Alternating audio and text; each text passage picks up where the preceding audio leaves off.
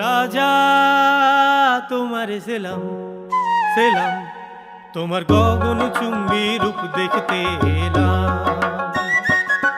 মোরা সাধা সিধা মাটির মানুষ, চাষ করে খাই। মোদের রাজা পাট ভিন্ন আর পাট জানা নাই। পাট মানেই রাজা পাট, পাট মানেই রাজা পাট।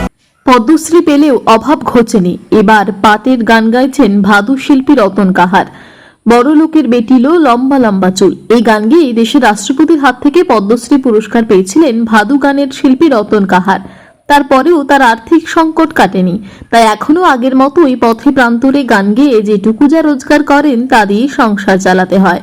জীবন থেকে উপাদান নিয়ে চিরকাল গান বেঁধেছেন রতন কাহার। গানের কথায় মিশে থাকে গ্রামের জীবন, সুরে মাটির গন্ধ। তাই গ্রামে গ্রামে ঘুরে এবার রাজা পাটের সাফল্যের কথা শুনে তা নিয়েই গান গাইলেন তিনি। নদিয়ার করিমপুরে এক অনুষ্ঠান মেগা ফিল্ড ডে চলাকালীন গানে গানে চাষিদের কাছে তুলে ধরেন রাজা পাটের সাফল্যের কথা। এই বীজ প্রস্তুতকারক সংস্থা নুজিভিডো সিডসের পক্ষ থেকে জানানো হয়েছে, এই পাট একর প্রতি অতিরিক্ত 10,000 টাকা লাভের সুযোগ করে দিচ্ছে চাষিদের। এটা সম্ভব হয়েছে পাটের লম্বা আঁশ এবং অন্যান্য প্রজাতির চেয়ে এর একর প্রতি ন্যূনতম বাড়তি 2 কুইন্টাল উৎপাদন বেশি হওয়ার ফলে। সংস্থার দাবি, রাজা এনজে 7005 পাটের একটি নতুন প্রজাতি যা 2020 সালে চালু হয়েছে।